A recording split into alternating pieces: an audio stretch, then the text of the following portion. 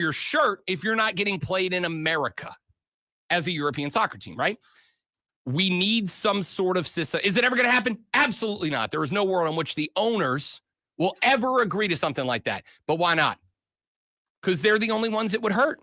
They're the ones that it would hurt. It would hurt their franchises to make that happen.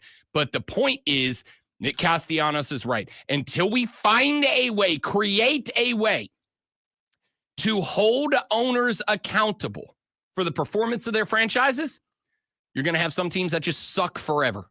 It's just all it's going to be. But I thought it was a fantastic answer. Bill Belichick on the Rob Brown bandwagon, baby. I mean, I don't understand why this is such a problem. I mean, the camera could be clearly mounted on the side of the stadium, on the goal line, just like we have in tennis, the goal line, the end line, and the sidelines, or just build it there somewhere, build a stand and put it on there. I can't imagine money's a problem.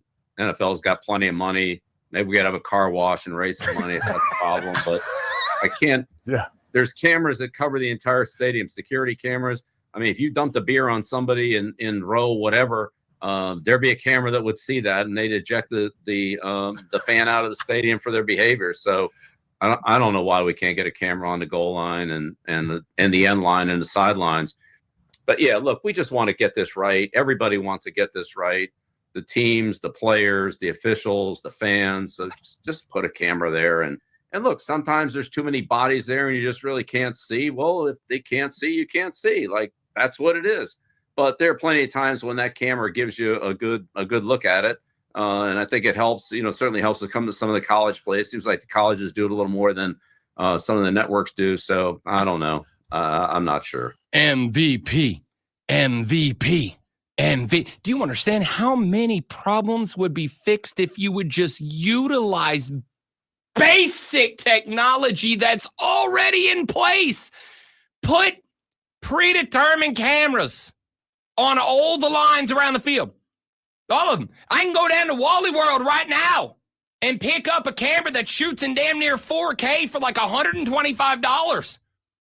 Grab one, put it on the line, and let's see what happens.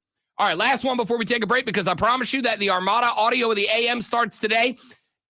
Go to the Odyssey app, go to the Fan Upstate page, click on the microphone button, drop a 60-second voice note on the Ray Memorial Hotline, and if you drop me the best note of the day, you could be played during the Audio Blitz, like Will from Boiling Springs. Hey, what's up? This is Will from Boiling Springs, and I'm not trying to be Tyler from Spartanburg, but I do want to call out Dabo Sweeney and just say, look, buddy, it's time for you to sit back and change the offensive lineup. I mean, come on, all the same plays over and over.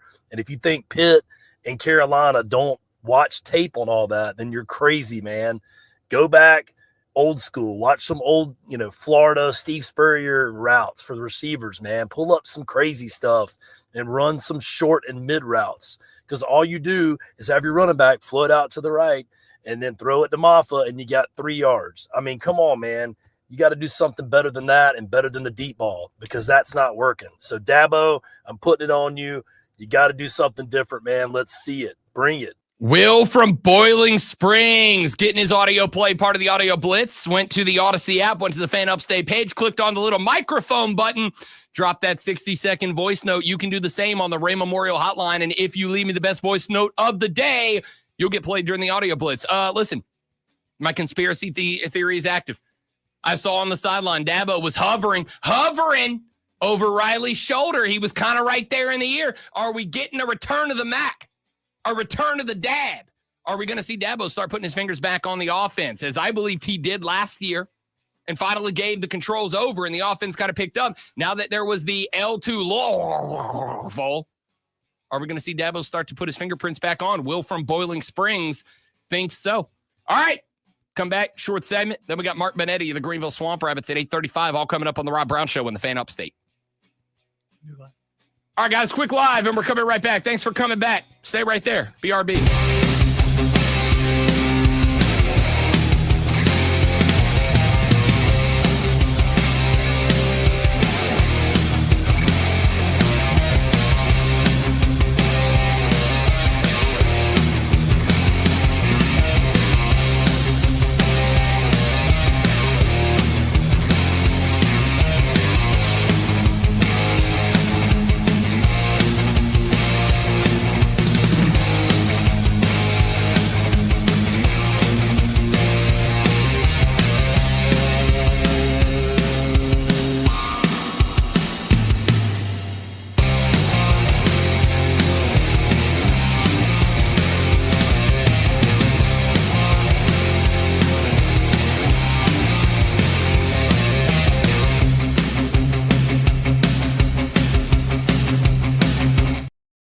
By the way, right now, going up through the holidays, they have got a Black Friday sale that is on right now for you. That Black Friday sale, $500 off their most popular program. You can get the lowest price of the year on this incredible life-changing program, and all you have to do is give them a call at 864-71.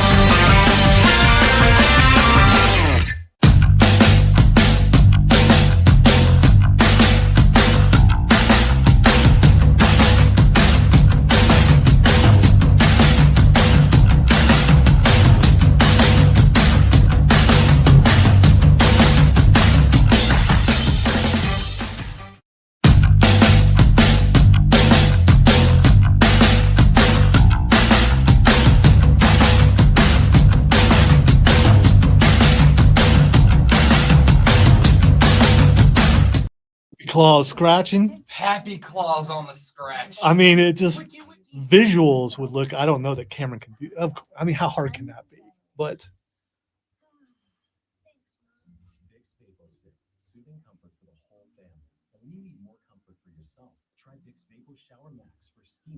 maybe set up an extra camera just on the board on the hands on the can definitely do that since you can add a guest. But we can only get up to 10. We're gonna have 7. Yeah, we can do that. That would be super dope. Christmas remix.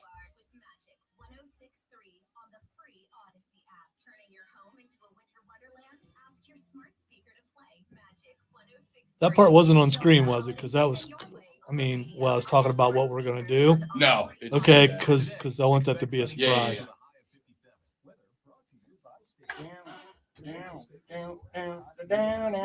Might be as impactful as the trombone was. That's one of the dumbest things I've ever done on radio, and I loved it so much.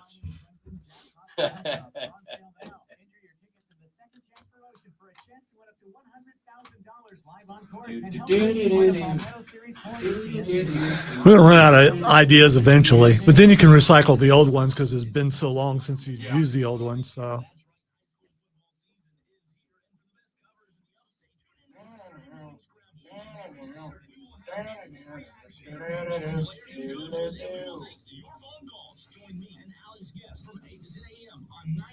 on FM in Spartanburg, 97.7 FM in Greenville, and on the free Odyssey app. Wild horses keep dragging me away, and I'll lose more than I'm gonna win someday.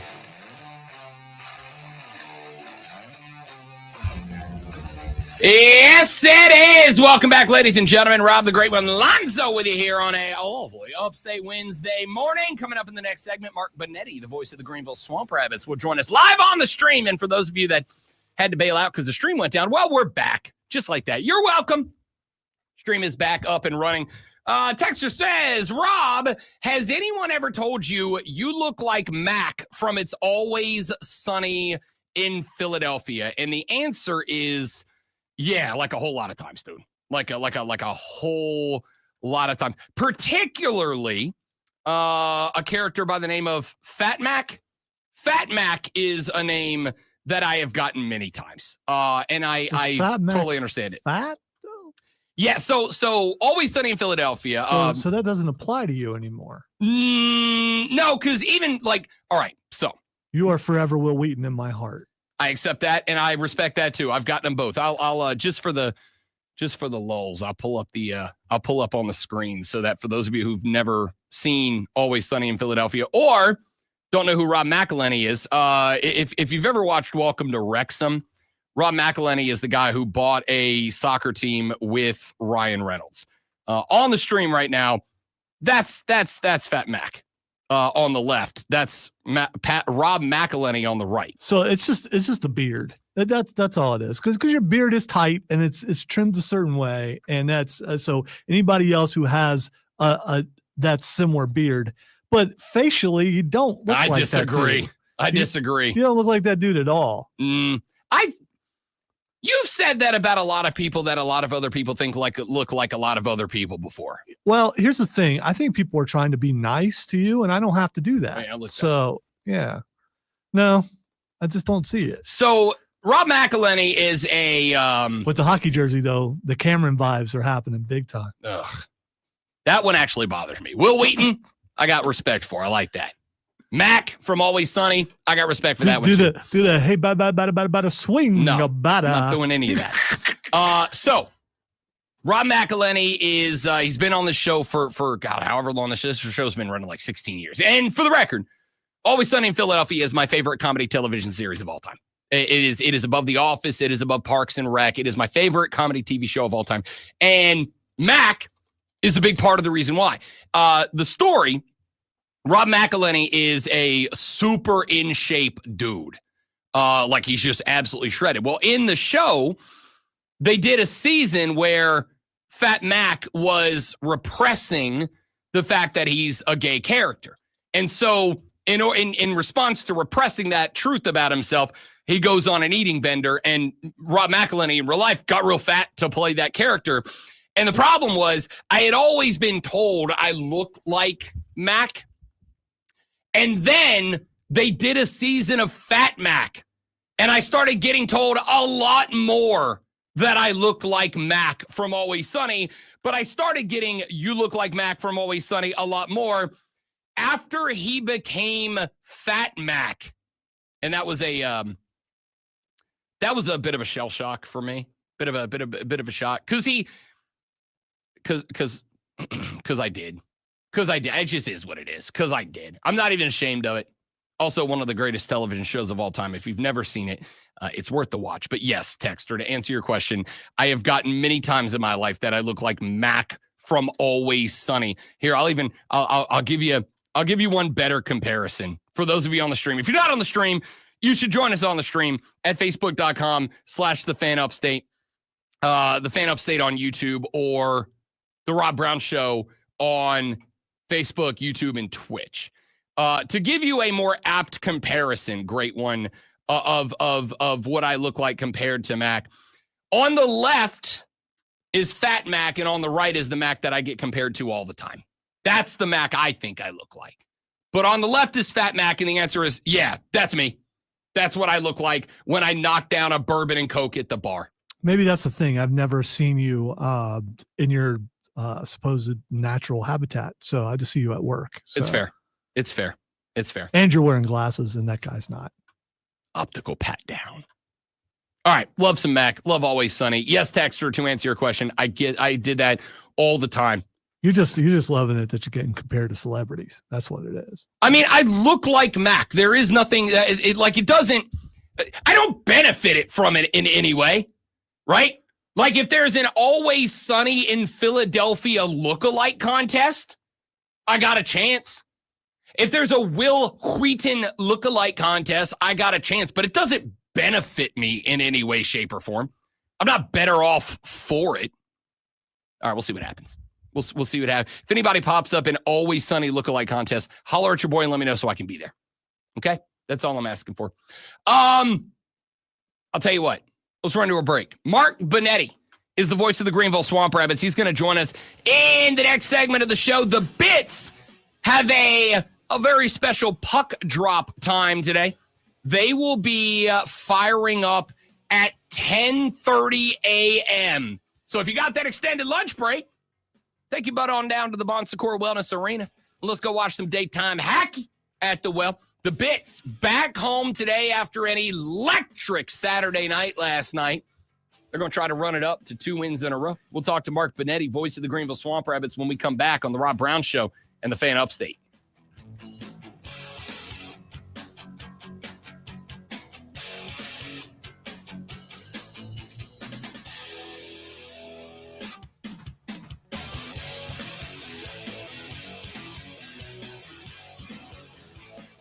All right, guys, we're going to step away for just a minute while we get Bonetti lined up. We will be right back. Don't go nowhere.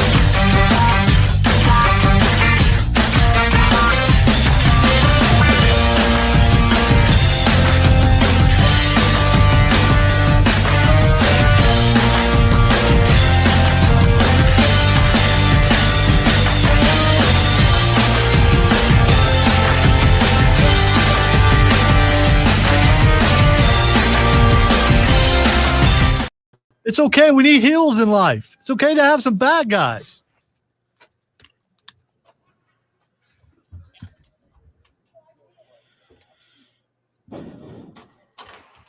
Rob, can you hear me okay?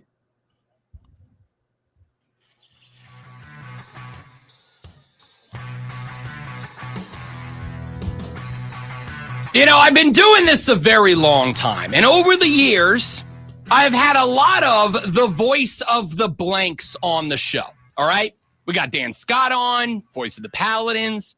I've had the voice of the Saints, the voice of the Tigers, Don Munson. I've had the voice of the Gamecocks. We've had the voice of the Knowles and the Gators in years gone by. Don't forget about Tony Schiavone, the voice of wrestling. We've had Tony Schiavone, the voice of wrestling on this show.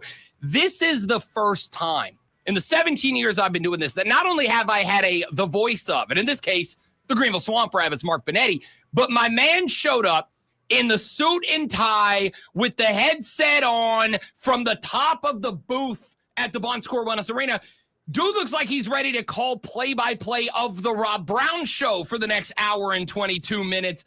Instead, he's getting set up for less than 2 hours from now when the Greenville Swamp Rabbits play a little rare daytime AM hockey at the Well. Joining us from the Bon Secours Wellness Arena, where the Greenville Swamp Rabbits will play today at 10:30 a.m. The puck hits the ice.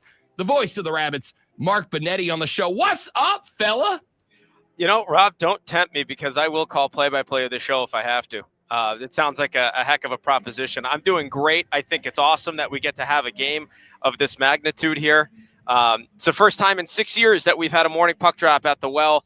Super thrilled to be a part of it. This is always one of my favorite games of the year because the kids just provide nonstop energy from the moment doors open to the end of the game, regardless of the outcome. It's just it's awesome. All right, I just want to say from a technical standpoint, I did not think his mic was working because I heard no breathing. I heard nothing. What a professional. I mean, I was panicking for a second, and then he started talking, and I heard the voice. I was like, okay, all right, because we've had those headsets on. Those things are noisy, and I didn't hear a thing. Listen, you don't become a voice of the unless you know what the hell you're doing, and Mark Benetti does. I try to act like I know what I'm doing. I get a paycheck every 2 weeks regardless, so, you know. That's fair. Me too. That's fair. I made a career out of faking it until I'm making it. Mark Benetti joining us here on the show, and I do want to talk hockey here in just a minute, but before we get to that, I want to say this, Benetti. I think this is cool.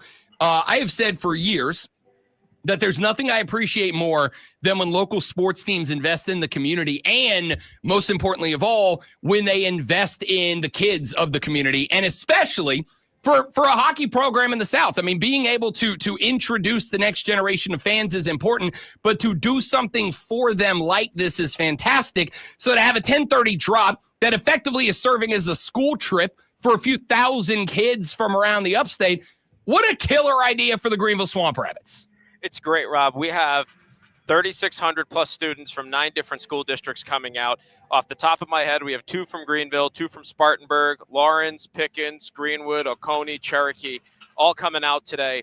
And manifestly, yes, there's a hockey game going on. It's an important one, too, because the Swamp Rabbits have their first back-to-back wins of the season. They're looking for 3 in a row. This is a Savannah team that's tied for number 1 in the division. So, yes, there is a very important 60 minutes ahead of us this morning. But this is another moment, and I think you and I have had these talks sometimes on air and more often than not off air, that you got to be a community partner before you're a hockey team. And this is an exact example of that, where not just hockey going on, but we're stressing the importance of education, the importance of great habits through learning. You can learn through sport, you can learn through the classroom, and we get to marry both of those today. Something that really stands out to me when it comes to the educational aspect of today, 26 guys on our roster right now, 19 of them played college hockey at one point, or played, instead of major junior, played primarily college hockey. And so that shows you that, yes, they were there to play hockey, but they also came out with college degrees. And that education is going to set them up for great success. You know, we hope that these guys play for 10, 15 years, but whenever they decide, hey, I'm done, and that's it on the ice, they've got a great setup for their future moving forward. So trying to impart that lesson outside of, hey, let's all watch a hockey game together, that to me is the coolest part of today.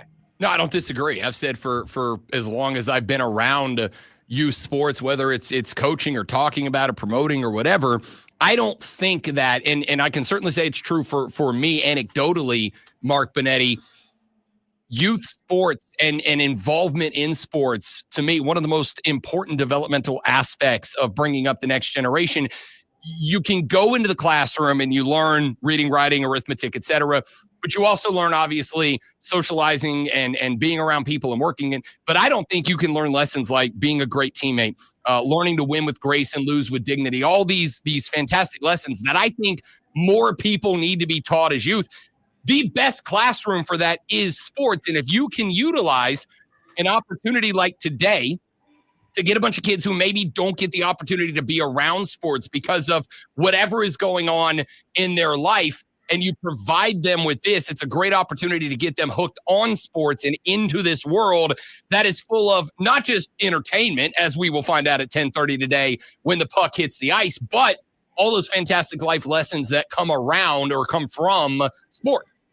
Absolutely. You know, I mean, Rob, you've seen me in person. I sound a lot taller than I look. I'm a little guy, but I loved playing sports, you know, and I played contact sports. I played hockey, I played lacrosse, I played basketball, you know, and I, you know, learned some great lessons from being able to get hit, take a hit, and get right back up and either try to give it back in spades or find a way to find success and be a good teammate. And again, to try and impart those lessons throughout 60 minutes of hockey is very special. And I mean, I wouldn't be where I am today without sports and without the lessons that I've learned through sports, both working 12 years now in play-by-play at the pro hockey level, at the collegiate D1 level, to what I learned at school at University of South Carolina, studying what every aspiring broadcaster wants to study and getting a degree in cellular biology, you know, and through even everything before that too, right? I mean, it's just, again, to be able to give those lessons and do it through a hockey game is really special. And, you know, I know every sport has a way of activating on a school day game, but there's just nothing like a hockey game because I think it's just so unique. All right, let's talk a little hockey as the Greenville Swamp Rabbits 10:30 puck drop today against the Savannah Ghost Pirates. And you talked about it a minute ago, an opportunity to move the winning streak to 3. I think there's one thing we can say about this team. It's that you got a new coach. That always obviously comes with a new culture. Maybe a little bit slower out of the gate than Coach Kyle Mountain would have wanted. But I think Benetti is somebody who's watching ice level. You're up in the Eagles' nest at the top of the well. I've also seen game by game growth out of this hockey team, and to win 3 in a row and to do it against a team that has jumped out to the top of the table early. I think, to me, as much as the result matters, the confidence boost that would come, especially to the new guys on the team, if you can string a third together, would be immense. 100%. And think about what that third win means.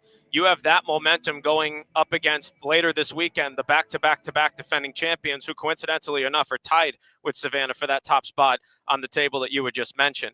The team's doing it through a lot of consistent play on both sides of the puck. And you know better than anybody in sports, offense and defense have to go in the exact same direction. At one point over the last weekend, the Swamp Rabbits had scored in 7 straight periods.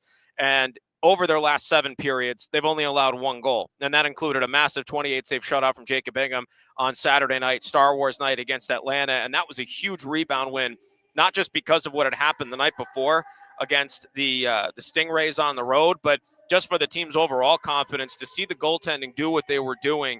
Jacob Ingham Saturday, Dryden McKay Sunday playing lights out. I mean, that's huge. And again, it's all about, you know, consistent play across the board, but then consistently building that momentum because the schedule is only going to get harder, more games back to back. The schedule is going to get even tougher based on who you're playing against Savannah tonight, Florida Saturday, Sunday, both teams tied at the top. And, you know, so obviously, again, great that we've got all the stuff going on today that we had just talked about, but this is a very important 60 minutes. Mark Benetti, voice of the Greenville Swamp Rabbits here on the Rob Brown Show in the Fan Upstate, and I'm glad you brought up goaltending because really the last couple of games I've seen McKay and Ingham have been brick walls. I mean, they've been stellar between the pipes, and one of the things that Kyle's pointed out, one of the things that I've taken away is the more that those guys have proven that they are going to be studs in the net, it looks like the Rabbits are able to play a little bit more free on the forecheck, able to advance the puck into the zone a little bit more aggressively. And as that happened, now we're seeing more opportunities, more shots on goals, more fine in the back of the net. How important has it been that the Bits have been able to lean on those two fellas with the helmets on? Well, it's huge because, you know, and And look, there's another marriage there. I mean, yes, the games of Jacob Ingham and Dryden McKay have been phenomenal, but the guys in front of them have to step it up just as much too, and they have. You were there Saturday night, Star Wars night. That last minute, Atlanta's trying to erase a shutout, potential shutout loss, and you've got Tate Singleton literally going headfirst into pucks, blocking shots while down a man with the extra attacker. It takes that sacrifice in front. It takes a brilliant defense to do it too, and they're a tight, close-knit group getting things done. But their play allows the guys to confidently play like that. It allows them to go and get into tougher areas. It allows them to settle down in their own zone, break out, get up the ice, and do things the right way offensively too. So you've got Jacob back there turning aside as many pucks as he had. You have Dryden back there only allowing a goal in his last appearance. I mean, it's confidence across the board, knowing that those two guys have your back no matter what.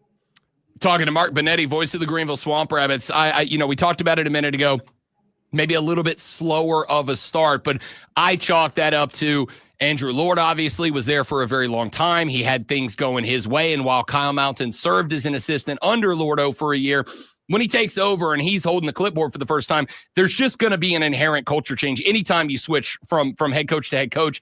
How would you say Mount's culture compares to Lordo now that there are a fistful of games in the back pocket to talk about? And how would you say the team is responding to that culture shift, specifically the guys like Freeman who have been on this team for a couple of years now? Well, quite honestly, Rob, I'd say that the culture isn't really different. The same expectations from Lordo are the exact same expectations from Coach Mountain.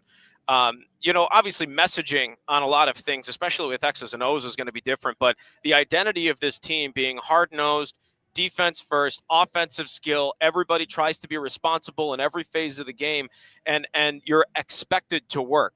Coach Mountain and Coach Dowda aren't here, to paraphrase Gino Auriemma, to coach compete in effort and energy levels. They're here to give you the tactics, right? And so the culture on that front is the exact same from coach to coach. And that's why Kyle was such a perfect fit to be elevated from the assistant coaching role to the head coaching role. That being said, you've got a different cast of characters up front. You've got some younger talent, guys playing in their first year pro that are learning the game. And there's only so much that you can impart during training camp. You learn systems, you learn, professional conditioning, how to compete and whatnot, but you go through 2 weeks of, beating the stuffing out of your own teammate. Then you've got a live opponent who all of a sudden hits harder and is slightly faster. Not to say that our team isn't fast, but there's a different sense of urgency because you don't know what's coming on there, right? Because you're trying to still acclimate to the professional game. So I think now guys are starting to understand, especially those that came from college with a lesser workload of games, almost half of what Major Junior has,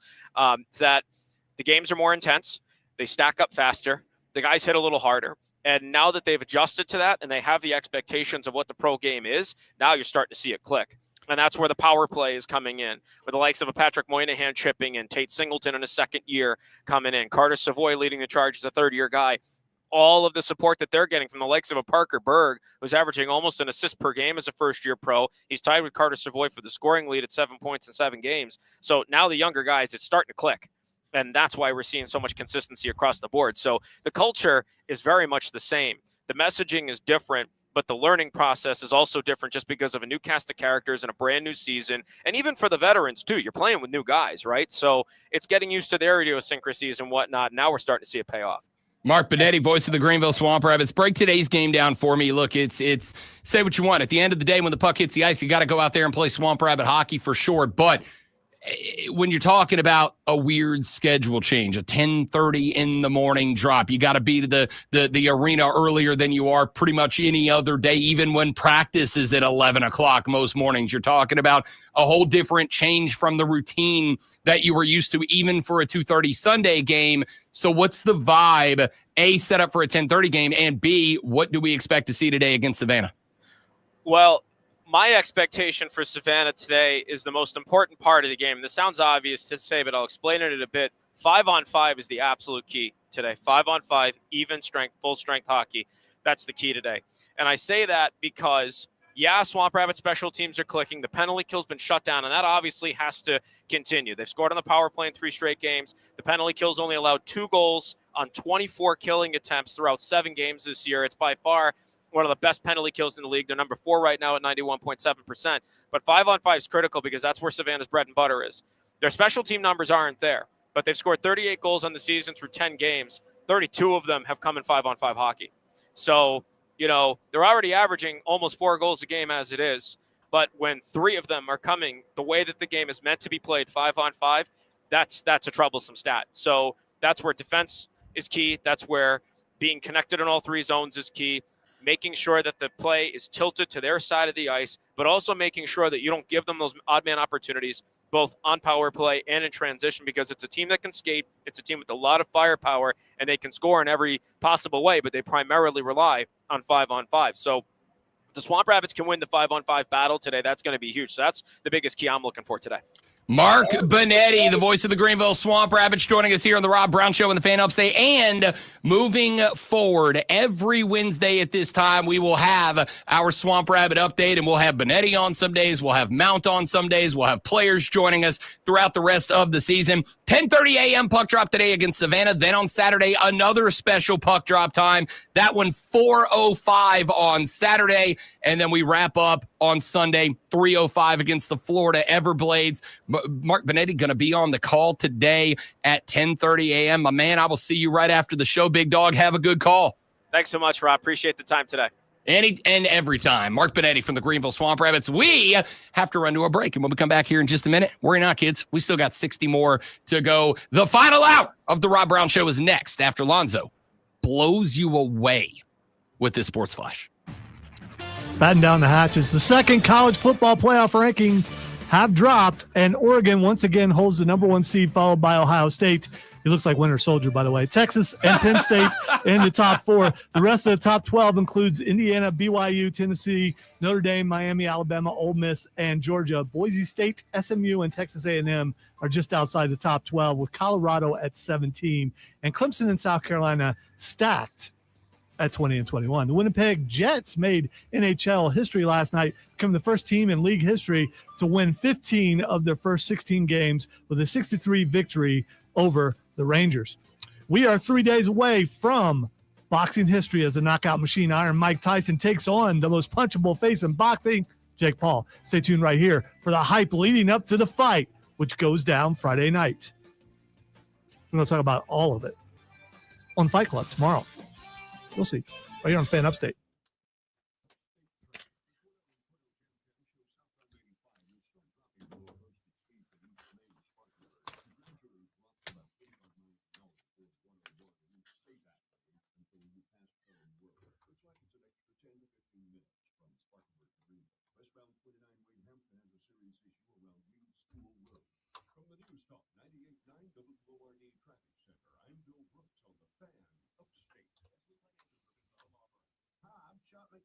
The timeshare cancellation guy and founder of Wesley Financial Group. And I want to set the record straight. I am not an attorney. I've never wanted to be an attorney. And the truth is, I really don't even like attorneys. If I sound like an attorney or if I look like an attorney, I'll apologize. But what I've learned in my 15 years in the timeshare cancellation business is you don't need to be an attorney to get folks out of the timeshare. At Wesley, we've helped over 40,000 families cancel their timeshare without me being an attorney. And I want to share with you how we do it. Just give my office a call, and you will not talk to an attorney. And I guarantee we take you as a client, we'll get you out of your timeshare, or you'll pay nothing.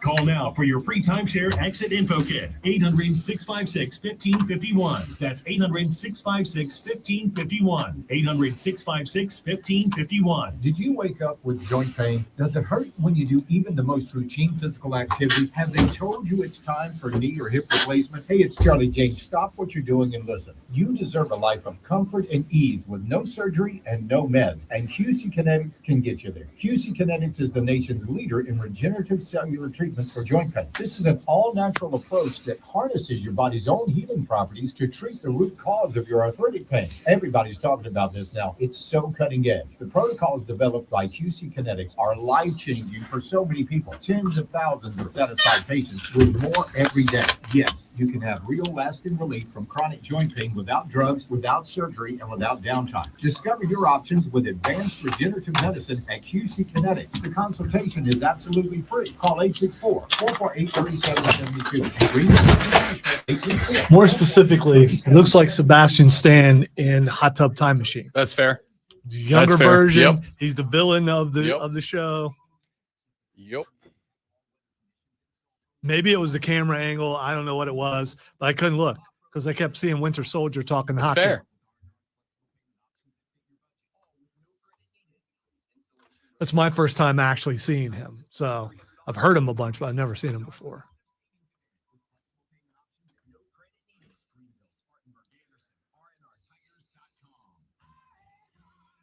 Hosting a holiday party? Then Social Latitude Playground and Pub is your answer for a season of fun. No party is too big or too small. Need the perfect gift card for all ages? Who wouldn't want a gift card for the place voted the best restaurant at this year's Artist Fair? Learn more at sociallatitude.com.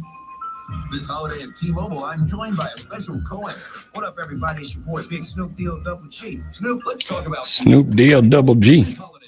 Get 4 lines for $25 a line. Plus, 4 iPhone 16 with Apple Intelligence and the all-new camera control on us. Let's get cracking. Like a breath of air. You can use those eggs to make some eggnog, Snoop. Yes. Oh, speaking of eggnog, You don't like eggnog? no, what Chris sent us last night, God. Yeah. No. dude. No. Oh, we got to make that happen. No, I no, will. no, no, I no. will puke all over the place for sure. No. Yeah, 'cause- No. Not today. I had to eat 2 eggs today as opposed to my normal one, and I've been feeling irpy all morning. So my English muffins had penicillin on them. So Oh, I didn't eat it. I saw it and threw it away. Should have checked the date when I bought them. They usually make it 2 weeks for me. These did not. Have you ever bit into something moldy before? It does have a taste to it, and you know right away. It's like, oh no. made a mistake. Yeah.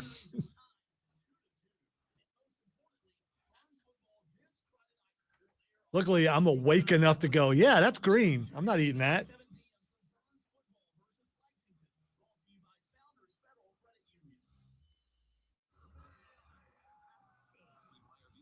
Back in the olden days, they would have just scraped that off. But,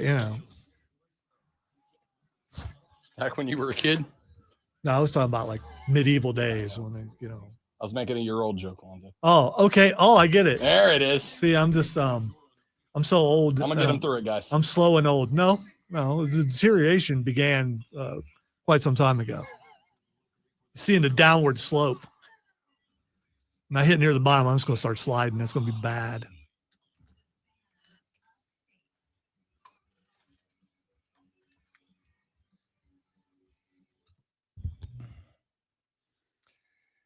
The final hour of the Rob Brown Show goes now. Welcome back, ladies and gentlemen. This is the Fan Upstate. I am Rob Brown, the great Lonzo on the ones and twos this AM. Be a part of the radio program. 844-FANFO and 844-326-3663. That, my dear friends, is how you jump on the renewal by Interstate of the Carolinas fan phone, 844-FANFONE. You can text us at 71307. 71307. Start your text with FAN, F-A-N, FAN, F-A-N, and we will read them on the air. You can tweet me at The Rob Brown Show. You can tweet the great one, Lonzo, at Lonzo on Word, W-O-R-D. And you can tweet everybody up in here at The Fan Upstate. There's all the different ways to get in touch with the radio broadcast. We'd love to have you. Plus, don't forget, join us on the live stream, facebook.com/The Fan Upstate, The Fan Upstate on YouTube, or The Rob Brown Show on Facebook, YouTube, and Twitch. We broadcast to all of those destinations all day, all show, every weekday. That's what I was going for. All right. Got some stuff I want to get to. Glad you worked that out. Yeah, I was spinning it. I was spinning it in the noggin pretty hard there for a second. I'm like, we can get there. Might need a second, but we can get there. All right, Greg McElroy was on ESPN yesterday and was talking a little bit about how the college football playoffs could shake up. But most importantly, he brought up a very interesting scenario that could create a little bit of chaos. So here's your doomsday scenario. Georgia beats Tennessee, Arkansas beats Texas, or Auburn beats A&M. And then you have Bama, Ole Miss, LSU, and Missouri that all win out. None of them play against each other. So that would lead you to a tiebreaker scenario that would allow the SEC to determine their conference championship based on strength of schedule. Guess who's going to the SEC conference championship game? Alabama would get in with the toughest strength of schedule. You know who has the second toughest strength of schedule? LSU. Guess who would finish 8th? Texas. So Texas could go from 1st to 8th in the event in which there's 8 two-loss teams in the SEC. Not to mention, you'll have a 10-2 Alabama against a 9-3 LSU for the SEC championship game and the possibility of getting a first-round bye. So out goes the conversation about, can a 3-loss team make the college football playoff? Not only can a 3-loss team make the college football playoff, but I'll raise you one and tell you that a 3-loss team might get a first-round bye. How about this? Next level insane. What if Boise finishes ahead of LSU and wins their conference, and LSU wins the SEC? That means that the 4 teams with a bye would be the Big Ten champ, the Big 12 champ, the ACC champ, and Boise State, the champions in the Mountain West. And the SEC champion with 3 losses in this scenario would maybe have to go on the road to play against a team that did not even play in the SEC championship game. Insane. So you heard what Greg had to say there. If this, that, and the other all line up, you could have 8 teams all in a tie to move on to the SEC championship game. And because of the teams that they are and the records that they hold, it would require the Southeastern Conference to go to the 4th tiebreaker. The 4th tiebreaker would be win percentage of all opponents. If that was to shake up, 9-3 LSU would go to the SEC title game. Now, there's two different things there that I find interesting. Number one, if 9-3 LSU was to go to the SEC championship game against Alabama, which would be the other team that if it shook out this way, and LSU was to win the SEC, a 3-loss LSU team would likely end up behind a couple of smaller 0 or 1 loss conference champions, meaning that in year 1 of the Southeastern Conference's, what I am affectionately referring to as the SEC Big Ten Invitational, in year number 1 of the 12-team playoff, a 3-loss SEC champion, but the SEC champion nonetheless, wouldn't get a bye. They would have to play in round 1. Not only have to play in round 1, but there is a possibility out there that the SEC champ would have to play on the road in round 1 of the 12-team playoffs. As a fan of chaos, I'm all in. I love chaos in college football. It's entertaining as hell. I love chaos in college football. But aside from the chaos, isn't this a reason that the major conferences, the Big Ten, the ACC, the Big 12, and the SEC, isn't this a reason they should go back to divisions? Like, I know you've got big divisions now, but even if you do it NFL style, and instead of having divisions, you do it pod style, right? If you're a 16 team, you have 4 4-team pods. You play everybody from the pod. You play everybody from a different pod, and then you have one rivalry game that rotates no matter what pod you're in, right? Like there's the pod system feels like it would be perfect. You combine the pod system with what Lane Kiffin said in the clip we played for you earlier in the show, pardon me. Lane Kiffin said, look, you know what the transfer portal is? It's free agency. Remember when I've said, and some of you guys got mad at me, that whether you like it or not, that college football is money first. It's profit first. It always has been. It's just now it's at the surface shining and crystal clear. I got to ask you about the pod thing real quick. So does that mean you add an extra game? So there'd be a semifinal game in order to win the SEC? So that obviously it would have to be that way, right? You would take the highest ranked pod winner against the lowest ranked pod winner, and then the 2 and the 3 pod winners. And I think the answer might be yes if that was the case. But here's my thought. Do the SEC and Big Ten semifinals not draw immense amount of viewership? Oh, absolutely. That's it. That's one more game. I agree. I think it is evidenced by the fact that we just went from a 4 to a 12-team playoff. And not only have we gone 4 to 12, but I've already called the shot. We're going to 16. Well, then the bye is not really the bye, because if you play a semifinal game, you win, then you win the championship, then you get a bye, but then you're still playing the same amount that the people. I got news for you. Yeah. I got news for you. When we go to 16, there won't be a bye in the playoffs either. There won't be a bye in the playoffs. The reward will simply be that the top 8 teams host the first round game. There's your prize. If you're 1 through 8, you host a first round game. Again, all of this is what I've been talking about for some time now. College football is profit driven first. And if they think they can make a larger profit, they're going to do the thing and they'll figure out the justification for it later. The NFL whirls with divisions because it's the best way to create interesting, compelling, dramatic storylines down the stretch. Is the AFC North not a compelling storyline right now? Right? I mean, if we look at what the AFC North is and what it has been so far this year, I have got in the AFC North, a Baltimore team that was expected to be a heavy Super Bowl favorite out of the AFC. They're second in that division. I got a Steelers team that all y'all said, they're cooked, they're done. And I said, wait till Russell Wilson's in there.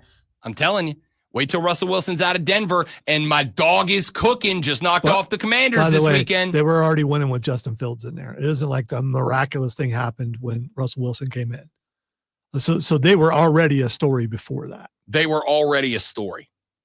Now their offensive numbers are skyrocketing to the top of the league. Now they're doing it with offense. Either way, the Bengals, they're 4-6. Yeah, they just lost.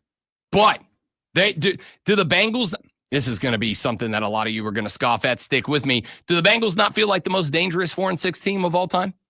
Do the Bengals not feel like they'll have to be damn near perfect to do it? But do they not feel like a 4-6 team that is still in contention for a spot? The point is, the reason the NFL rolls with a divisional model isn't because that's the way they've always done it. The reason they roll with a divisional model is because divisional models create drama down the stretch. Divisional models are a wonderful way to manufacture drama because at the end of the day, most of us watch football because we love good football. All of us watch football because we love drama. Good football frequently is good football because of the drama that is behind it. We love the Detroit Lions because the drama that Dan Campbell brings to the table just by being Dan Campbell. The AFC North is interesting, not just because of the drama between these teams, but because all of these teams have some level of drama within them, right? The Ravens have drama. They lost to the damn Cleveland Browns. That's dramatic. The Steelers have drama at the quarterback position. Absolutely, it's dramatic. The Chiefs, they're 9-0. Should be a boring football team to watch, but they're not because it's like every win, every slight win, every not covering the spread win is somehow more of a dramatic win than the week before. And it's been dramatic dating back to week freaking 1. It's a dramatic model we watch because of drama. When we watch, they get paid. I absolutely think these major conferences are going to a pod model, or as we call it in the NFL, a divisional model. I think at some point, and I don't know what the numbers shape up like, right? Because the Big Ten's got 18 teams in it. How do you split that up? 2 9-team divisions? And you play 6 of the teams in your division and 3 from the opposite? Maybe you play only teams in your division, right? Like, I think we're going back to it.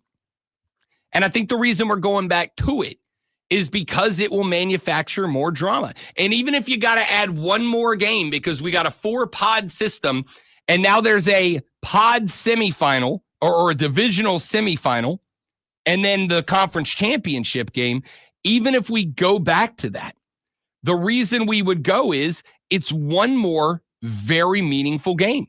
Because even if you are only playing for the SEC championship, because everybody that wins a pod is likely going to be at most a 2-loss team, even if that shapes up that way, playing to host in the first round is a big deal. It's a big boost to your chances, right?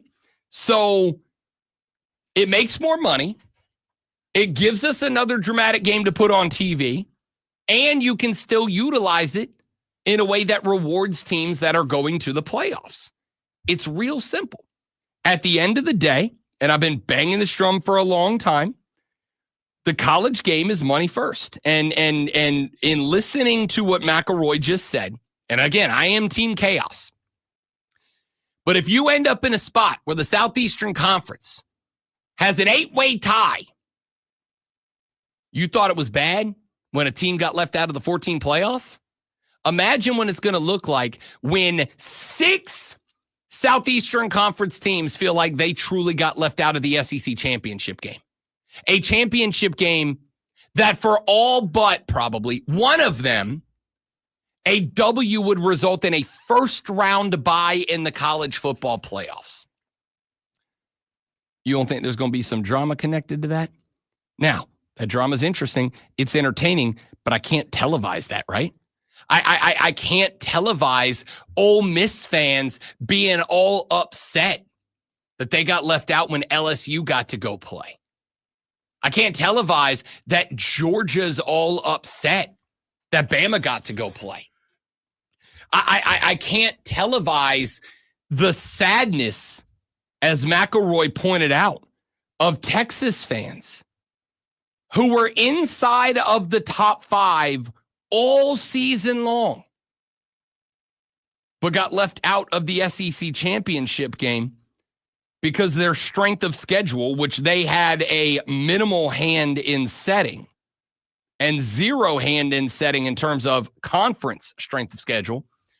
I can't televise sad Texas fans because Texas, despite being inside the top 5 in the SEC and the top 5 of the national rankings all year long, got left out of the SEC title game, despite the fact that they had the same record as or the same record as the teams that got to go. I'm all for the chaos, but I can't televise that. What I can televise is if we had 4 pod winners and we had a semifinal and we had a conference final, and the conference final, the winner got a bye almost automatically. I can televise that.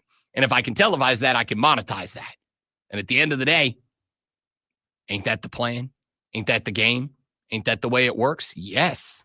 So don't be shocked if we end up in a pod system as a direct result of what happened this year. All right, just some food for thought.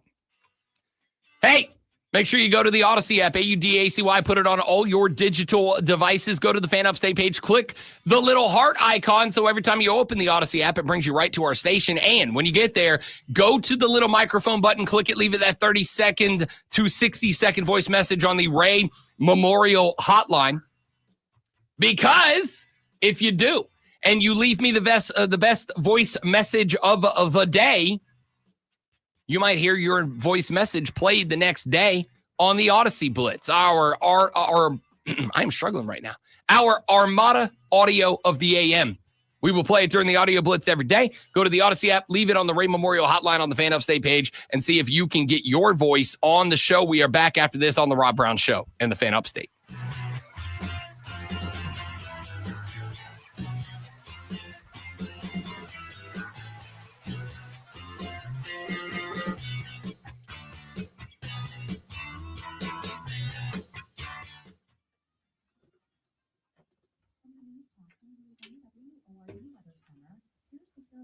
Most trusted forecast on the fan upstate.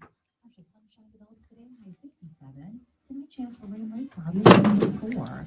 Thursday, chance for rain, cloudy, high 38 degrees. Friday, sunny, high 65, and sunshine for the weekend. Give me 45 seconds, guys. Be right back. Don't go anywhere.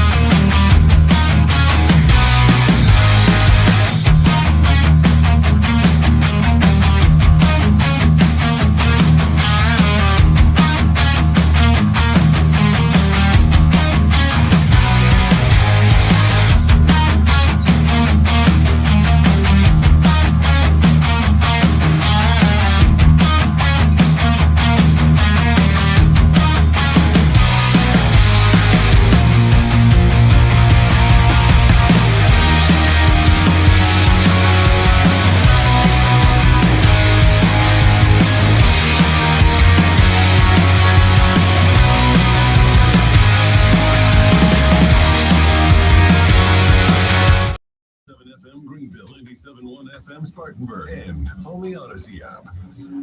Ingles Markets is a proud sponsor of the Wire to Wire Sports Spin. From the playing field to the stands to your own living room, Ingles Markets has everything you need to fuel your athlete or satisfy all the hungry fans in your life.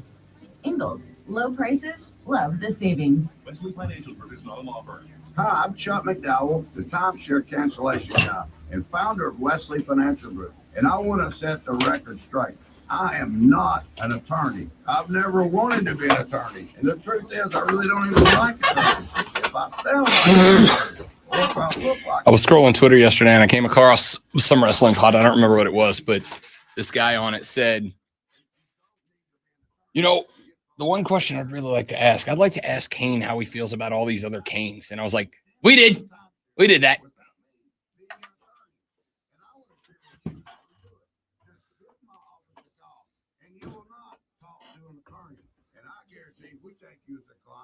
get you out of your timeshare, or you'll pay nothing. Call now for your free timeshare exit info kit. Some would say it's hard being a trendsetter. It's not. It's easy. Be in the right place, right time, take advantage of it. We work hard to prepare businesses for whatever tomorrow may bring.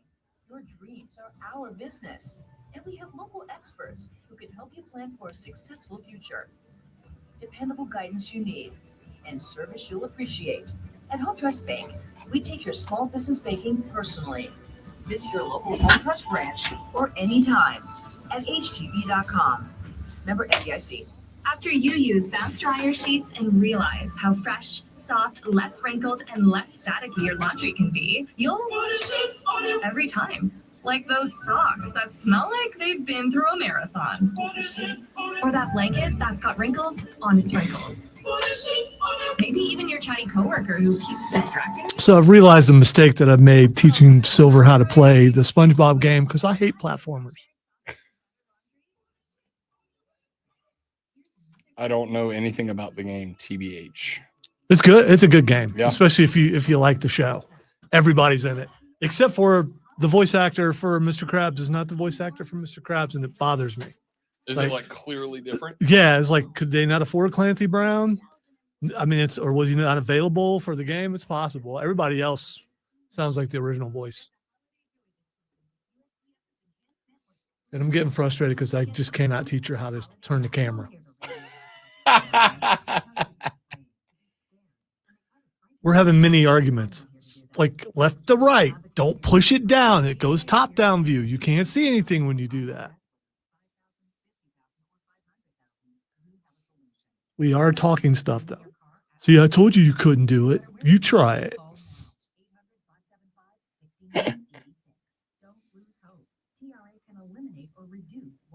To the IRS. Generous programs are now available that can give you a fresh. The most frustrating thing about it is you can't use every character in every place. So you get two characters for each part of Bikini Bottom you're in. Yep. And you can't use Sandy everywhere. You just want to use Sandy everywhere. Is she like the brawler? Yeah. But is it a fighting game? Well, no, it's a platform, but you also got to fight stuff. There's these Plankton created robots to help him get the formula, and he left the hostile button on instead of the non-hostile button on. So they automatically like kicked him out, and now they're taking over Bikini Bottom.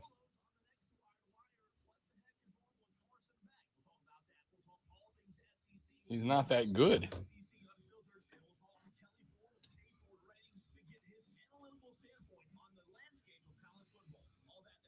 I asked Cole about the video strikes. He has no idea what they're doing.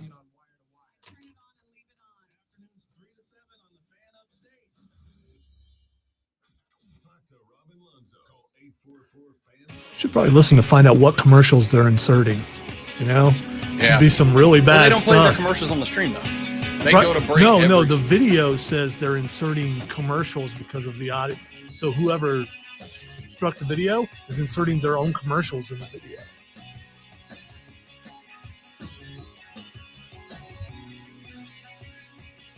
The Rob Brown Show continues. It's the Fan Upstate. Welcome back, ladies and gentlemen. Your college football playoff rankings came out last night. We've gone over them a handful of times. Thanks to Denton Day from SiriusXM for joining back in the 7 o'clock hour. If you missed that, the audio podcast will be posted shortly after the show comes to its incredible conclusion here in about 36 and a half minutes.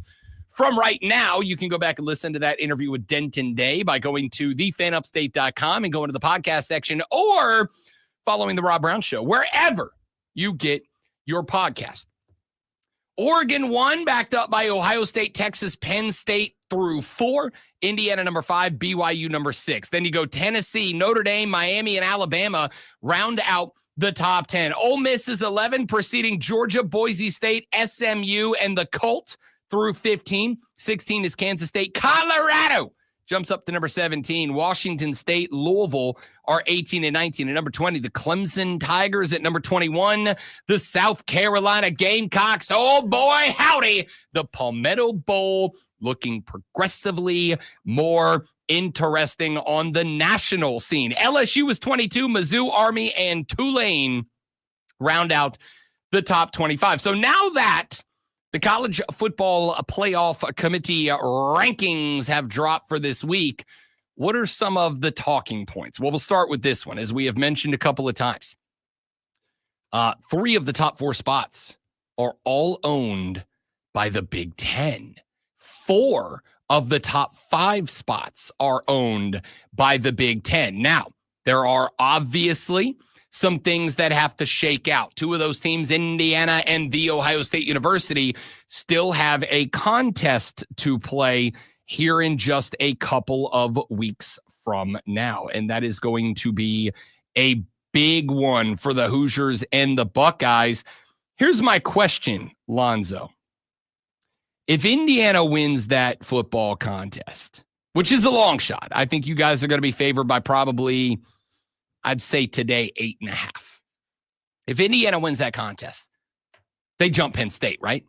They jump into, I would say they jump Penn State and they jump Texas, right? Well, they would have to because at least jump Penn State because of head-to-head. Ohio State, whether you think transitive works or not, Ohio State beat Penn State, and then you beat Ohio State, which means you beat Penn State. I think the transitive property of football is dangerous when you're diagnosing games, when you're breaking down games, when you're wagering on games, when you're analyzing games, when you're talking about games on professional radio. I think the transitive property of football is dangerous. I also think the transitive property of football is absolutely utilized when ranking these teams. I think it's absolutely a factor. X beat Y, Y beat Z. It's being human, I think. Yeah, I think so too. And on top of that, again, when you're putting these rankings together, when you're the playoff selection committee and you're trying to stack them up 1 through 25, I also think, especially when you get into some of the more distanced rankings, that there's only X amount of factors you can lean on, right? What do you do if you have 2 teams that only have maybe 1 crossover common opponent, right? I have to use that as a factor. Well, there's other things that haven't been decided yet. I don't remember this late in the college football season so many things being undecided. We don't know for sure who's playing for the SEC. We don't know who's playing for the Big Ten. It's kind of exciting because, the champions are getting in. And there are some people who lose, some teams that lose may not make it at all. Yeah. Yeah. I mean, listen, the Oregon Ducks still have a couple of interesting games on there. They've got to go to Camp Randall to take on Wisconsin. Now, that's not a Wisconsin team that's going to be in any way, shape, or form favored to beat the Oregon Ducks, but Camp Randall's a tough place to play, and that's all the 5-4 Badgers have left. I think Oregon is probably the safest team out of them all. I would agree with that entirely. Because they can lose the Big Ten championship, and they're still going to be in. I would agree with that entirely. I'll go one step further. I think a 2-loss Ohio State team is in. Now, the problem is you got 2 games left on the schedule that are interesting. Indiana, a team that can beat you. If they lose to Indiana, yes. If they lose to Michigan, no. I think the other aspect to that is, listen, if you lose to Indiana, you're not going to the Big Ten championship game. If you beat Indiana, you probably are, right? So I think that's got a lot to do with it. But I think if this team was to finish 10-2, there's an outside possibility that you get in mainly out of, and by the way, I was reading earlier, and I don't remember who wrote it, but I was reading this thing. Branding thing will come into play. Yes, that is exactly correct. A 10-2 Big Ten team, like a 10-2 SEC team, will get in if they can justify squeezing them into number 12. This is what I talked about. What happens if, let's say, theoretically, let's say Colorado. No, let's not say Colorado. Let's say Colorado. Let's say Colorado runs the table. They get to 10-2. Let's say they go to the Big 12 championship game, but let's say they lose it by a point in a great contest, and they end up hanging out around 12. Do you think that a 10-2 Colorado team, well, I guess 10-3 technically, is getting in ahead of a 10-3 Big Ten or SEC team? Not a damn chance. I think the bigger thing would be like a 10-2 Ohio State and a 10-2 Alabama. We've had that situation before in the 14 playoff. If they're both vying for 12, who do you go with? Because then the branding goes out the window. It's equaled out, right? It's equaled out. Not that it goes out the window. It's just that it's equaled out. Now, let me give you another one, Zoe. What if there's a 10-2 Ohio State, or let's say you're 8-1. Let's say you lose one. Let's say you lose to Indiana. Indiana moves on. Let's say you finish the year 10-2, and you're hanging around 12. What do I do with a 10-2 Buckeye team? What do I do with a 10-2 Buckeye team that has a loss to a top 3 team and a loss to a top 5 team and wins over 0 ranked teams? None. What do I do if I stack you up next to, let's say, I don't know, a 9-3 South Carolina team that has 5 ranked wins? They have beat ranked teams. Penn State, dude. Oh, that's right. You have one over the Buckeyes. Okay. It's fair. It's fair. I'm good for the argument. What do I do with a 10-2 Buckeye team who does not play for a conference championship, vying for that 12 spot, if I have a 9-3 South Carolina team that's also somewhere in that ranking order, somewhere in that mix, but they have wins over, what we decide they have wins over 5 ranked teams if they went out, or 6 ranked teams? If I recall, I think it's 6. I think half their schedule's top 25 teams. If they go 9-3, does South Carolina, with the schedule they had, arguably the most difficult in the country, if they go 9-3 and you go 10-2, and you are both vying for the 12 spot, would South Carolina deserve the nod over the Buckeyes at that point? They probably would deserve it, but I don't think they get it because of the third loss. Because I think then the third loss does come into play. Because some 3-loss teams are not the same. I agree, as other but let me ask you this question: if that is the case, and the third loss matters that much, then why does one more loss matter? Because last year it didn't. Last year having one loss didn't matter more, did it? You see what I'm saying? This is why I was upset about last year. But here's these the things part are where a year by basis, and this is also a brand new thing. This is 12 teams. It's not the 4-team thing. That's history. That's so last year. There's 12 See, now. This is what I'm talking about and I'm not saying this about Lonzo, although he's playing into it, and I appreciate it for the sake of the segment. # for the brand. This is why I said what I said last year, that a precedent was being set. And you can say, oh, well, last year's last year and this year's this year and it's a new year. And you are right. It is. It is a different format in a new year. It's the same playoff selection committee that is supposed to be using the same criteria that they used last year to determine who's 12 and 13 as they did last year, who's 4 and who's 5. And last year, having one more loss didn't matter, right? That's what we all agreed on last year. Having one more loss didn't matter last year. And you can run to all the justifications that you want to run to about quarterbacks and defense and offensive efficiency rankings and strength of schedule. And that's all well and good. But for whatever justification you want to use, it was decided last year that one more loss doesn't matter if we just believe in your team more. And so my thought would be, in this hypothetical situation we've created, if South Carolina was to be fighting for 12-13 with a 9-3 record and not playing for an SEC championship game, and if a team out of the Big Ten, Ohio State, or pick your poison, was 10-2, one less loss, and without, because this is why I've pointed out, the Big Ten is top heavy again. You have Indiana, Oregon, Ohio State, Penn State. There ain't a threat after that. There's just not. Everybody else is bad. So if I go out of the SEC, that while the Big Ten has more in the top 5, the SEC owns the top 25. And South Carolina has wins over 6 ranked teams. 6. Then shouldn't I be able to say one loss more doesn't matter, because it didn't last year, so it shouldn't this year, and therefore South Carolina should be able to get in. And this kind of also goes back to what I was saying about my complaint about Heather Dinich's take earlier.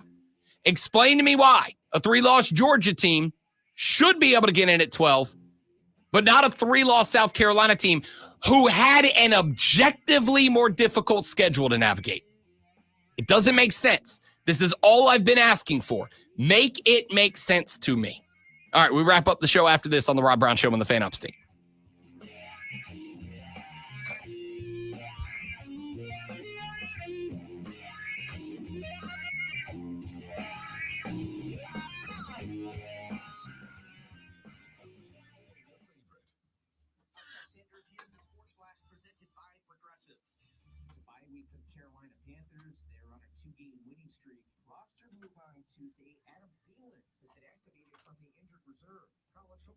Thank you, Steven. We try really hard. Okay, real quick. Steak. What cut do you? Ribeye steak. Just wondering if you saw that. I know I have my elk. I do a different way. So I go 1 5/8 inch, which means big thick piece, which means I either go on the grill. If I can get that green egg to sit there and hold at 455 and close that thing and trust it, beautiful. Other times where we're just inside and I'm time with that, I'm a big 16-inch black skillet, oil, butter, and sear that, flip some oil, and butter on top of that thing. So just learn this, that butter doesn't brown if you put it in early with the oil. And then obviously that old trick that everyone forgets, let that son of a bitch sit for as long as because you've got to set. Yeah. And all those tendencies I've got to go. And also, y'all know this one's maybe obvious, but it's the cooking at room temperature. Can't pull it out of the fridge. No, you gotta let it sit, get back to room temperature. And all those pores open up. So 1 5/8 inch American white ribeye. Okay, it's a great take. It's Matthew McConaughey. What did you expect? Here's what I was rolling my eyes about earlier. The Gold Deagle. No, Odie's been trying to buy one, and he saw them at the gun show, and we were kind of messing with him, saying that there's no such thing, that he was just making it up. So now he's trying to convince us that it's real. We know it's real.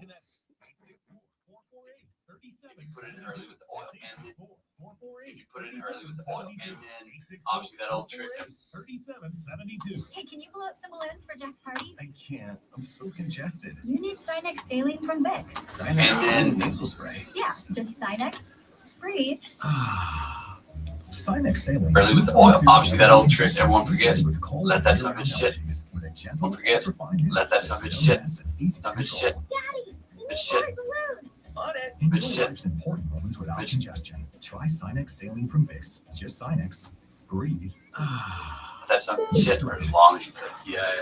Because you've got to set it. And all those kids that I just got. And also, if you got to know this one, this may be obvious, but it's the cooking at room temperature. You can't pull it out of the fridge. No, you gotta let it sit, get back to room temperature. That's a good one. And all those pores up. So 1 5/8 inch American microwave. That's over $1,800 in value. So you'll save big on 3 great gifts. Only at Verizon. Service plan required for watch and tap. Over $1,800 value based on phone, watch and tap. Right now, additional terms apply. See Verizon.com for details.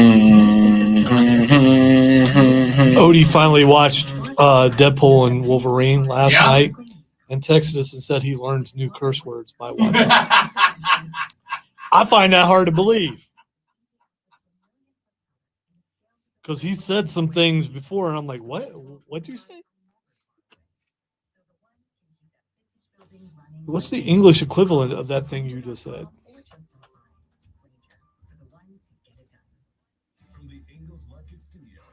Look, it's Heather and Paul.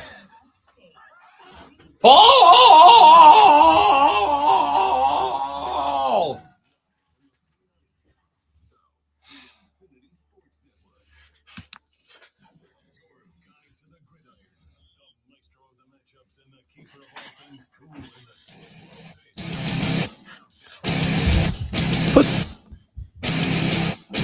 Damn right I'm walking the vans, Wesley.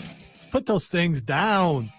Mister, I don't like feet, but you flashed your feet at least 3 times today. I didn't flash my feet. I flashed my shoes because I got dope kicks. It's Fresh kicks. You flashed your feet. No, I didn't. I flashed my shoes. Yeah, okay. You All couldn't right. never. There's no point. You saw my feet. You saw my shoes. Now my feet. My feet are inside my shoes. These are my shoes. And my dope shoes, my fresh shoes that match the kit top to bottom. I don't know it's if a I whole say dope vibe. shoes. That sounds like something totally different. No, dope is good. All right.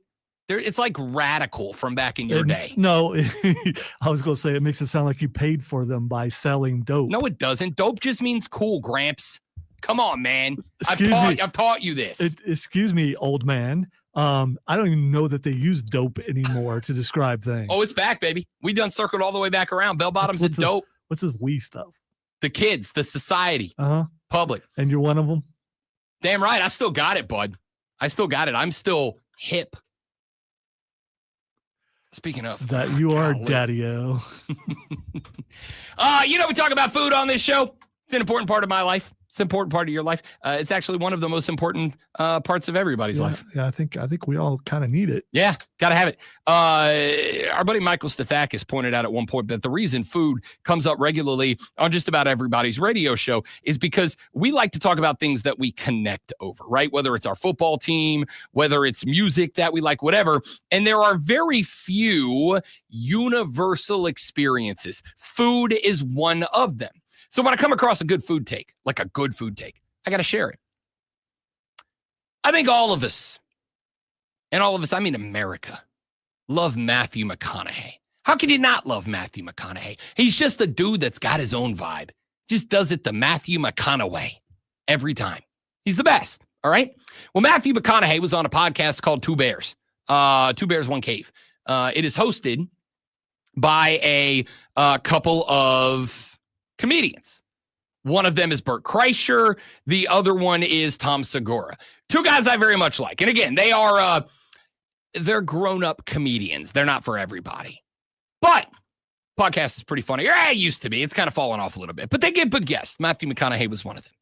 And they asked Matthew McConaughey one of the most important questions that you can ask another human being if you want to get to know them better. Okay, real quick. Steak. What cut do you eat? Ribeye steak. Ribeye steak. Admit it or not, we're not talking about, I want to eat lean. And I know I have my elk. How do you have it cooked? Well, different ways. So I go 1 5/8 inch, which means it's a big, thick piece of meat, which means I either go on the grill. If I can get that green egg to sit there and hold at 455 and close that thing and trust it, beautiful. Other times where we're just inside and I don't have time for that, I'm a big 16-inch black skillet, oil, butter and sear that and flip some oil and butter on top of that thing. Because I just learned that butter doesn't brown if you put it in early with the oil. Obviously, that old trick everyone forgets.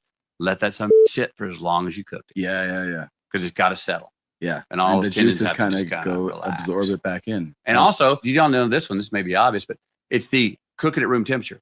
Can't pull it out of the fridge. No, you got to let it. You got to let it sit. Get back to room temperature. That's a good one. And all those pores open up. So 1 5/8 inch American Wagyu ribeye. Thank you, Matthew McConaughey. Thank you for helping me make America a better place. Thank you for helping me make America make steak great again. All right? Everything he just said is spot on. Number one, if you can afford it, get you a porcelain, get you a big green egg. Put that thing at 455 and let it sit. Now, this is the part that everybody gets wrong. And I don't care what you're cooking it on. Barbecue grill, smoker, big green egg, porcelain, whatever you're using. You've got to trust the equipment to do the job. All right? If you can get that grill working and you can get it to the right temperature and you can open that SOB, sit that steak down, and then drop it back down. Okay? You do that. You got to keep it closed. You got to let that heat surround the steak. It's got to cook it from every angle, all right? Now, if you can't, and you got to cook it stovetop, number one, absolutely he's right. You go with the big skillet, preferably the cast iron, all right? You get yourself a good cast iron. Now, if you're going to go cast iron, and I advise you to, I'm a big cast iron guy. I got like 5 different cast iron pots pots and pans I use. Big cast iron guy. But if you're going to do cast iron, and you should, you got to learn how to season that cast iron. Do not wash the cast iron every time you cook it, all right? What you do, you rinse it out very quickly just to get the big chunks out. Then you take that cast iron, you sit it on the stove top, you get it all the way up to maximum volume. You take your oil, you put it in there, you let it sit, and then you scrub it around a little bit. Then once you got that oil in there, you want to take some salt, some thick, coarse salt, drop in there, and you want to use that sand to coat that cast iron. You want to rub that salt. You want to sand with that salt, all right? You want to get that real grit in there. Then you go back with the oil. The sand's going to open up all the bits of the cast iron. You go back with the oil. You heat it back up. You rub that oil back in there. You season that cast iron. And the more you do that without cooking it, the better that cast iron's going to perform for you, all right? Second thing, Matthew McConaughey, and this is the most important part. He's right. Number one, you let that steak sit on the countertop. You got to let it get up to room temperature. You do not want to cook a cold steak. You want to let that steak rest. Whenever you think you're ready to cook, you pull that steak out a solid 35, 45 minutes before you're ready to cook. You let it. You don't want to cook a cold steak because, as he pointed out, you got to let that muscle relax and open up a little bit. That's how you let that juice flow through the whole steak. Then, when you're ready to go on, you get that thing up to the right heat, you put that oil, and immediately go in with the butter. That's the mistake I see a lot of people make. A lot of people put the oil, they let that oil get hot, and then they put the butter. No, throw that butter in there with that oil. Let the oil and the butter work together. That way the butter doesn't brown. It doesn't burn. If that butter burns before you start to baste the steak in it, you're just throwing bad butter on your steak. You're going to ruin the steak. You want that butter still buttery, all right? So you go your oil and your butter right up front. As soon as that butter is melted, you put that steak on there and you go super hot temperature. You get that good sear on it. And once you've done that, while it's cooking on one side, you take that pan, you take a big spoon, and you just throw the butter and the oil up on top of the steak and just keep doing that. Once you get that sear on the bottom, flip that steak over. Let it sear on the other side. Once it's seared on the other side, same thing. Take that oil, take a spoon, throw it up on top of that steak. And then once it is seared, drop that temperature down and let that bad boy cook. All right? Now you gotta figure out what the right temperature and minutes is for your stovetop if you're going stovetop. If you can't go big green egg, if you can't go grill, if you got to go with the cast iron. All right? You throw that up there and you baste until that steak is done. Once that steak is done, and this is the hard part. This is the part that a lot of people screw up. A lot of people throw it on the plate and they just dig in. No. You got to let it rest.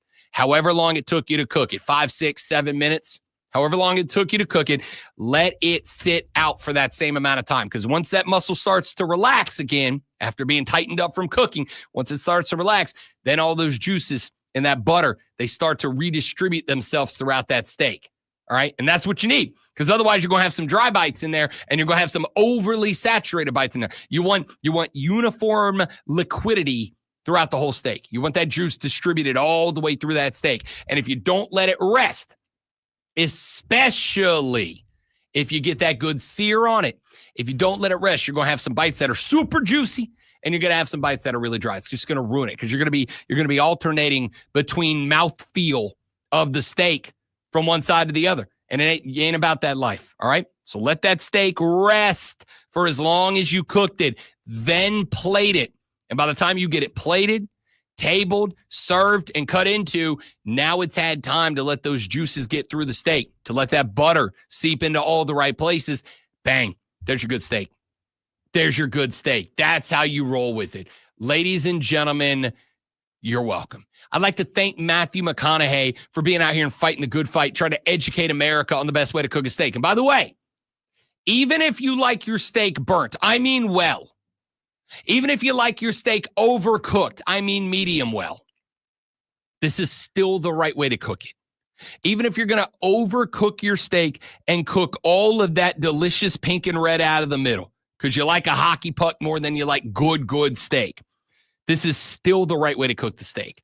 This is still going to make sure that you get everything distributed throughout the meat the right way. All right. This is Matthew McConaughey out here helping America be steak again. And I appreciate it.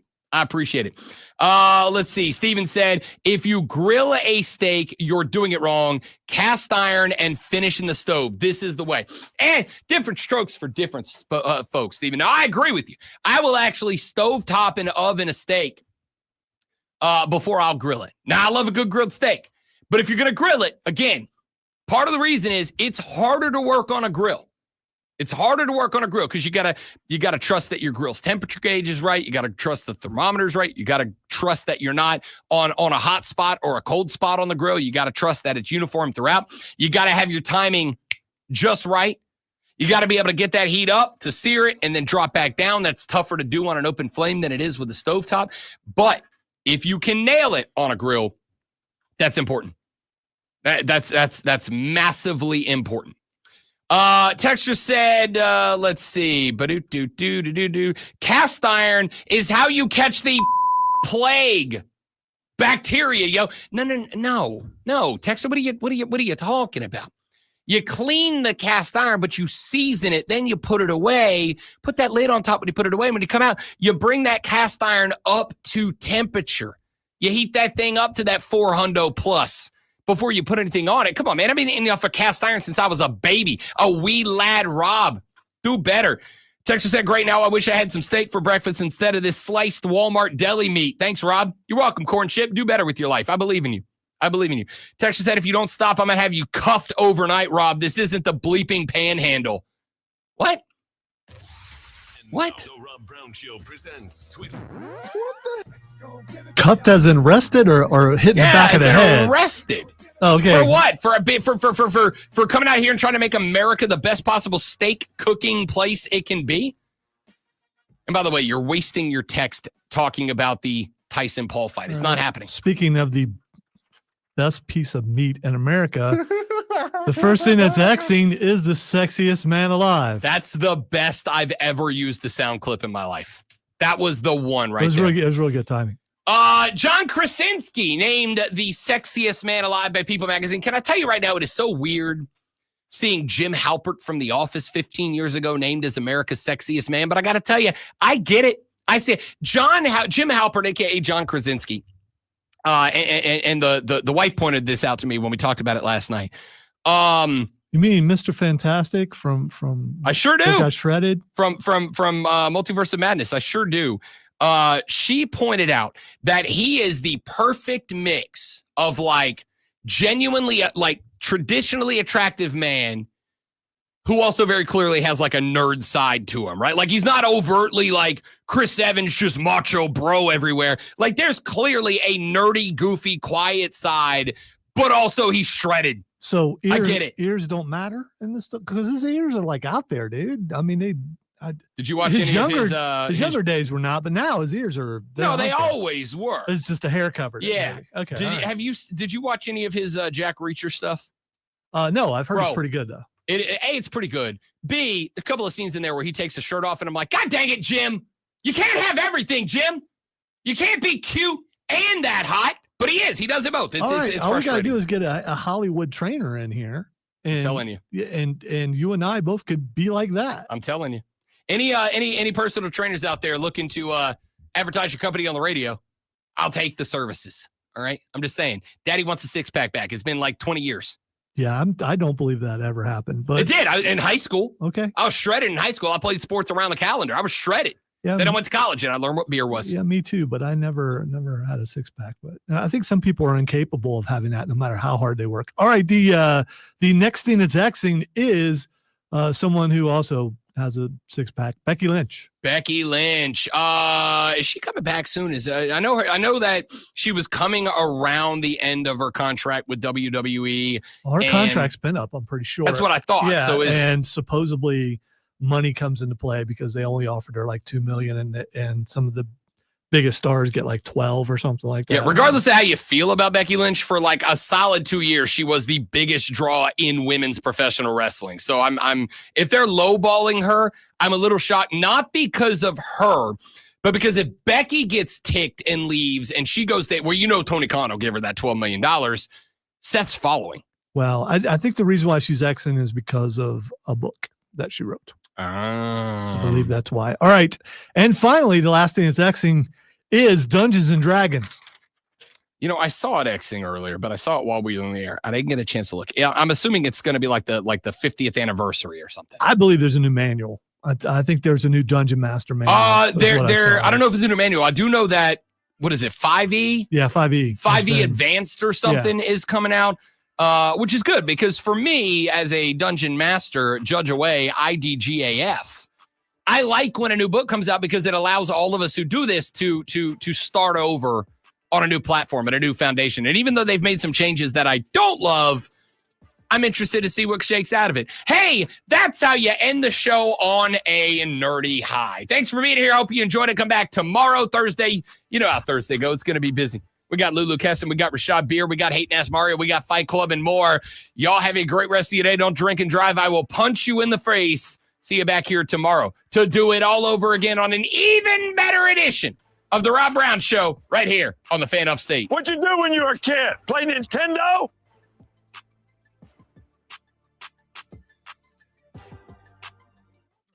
Medium rare, Steven, is not the perfect cook for Rob. It's just the perfect cooked. All right, I get to run because I got to go to a hockey game in 30 minutes. Y'all have a great day. Thanks for being here.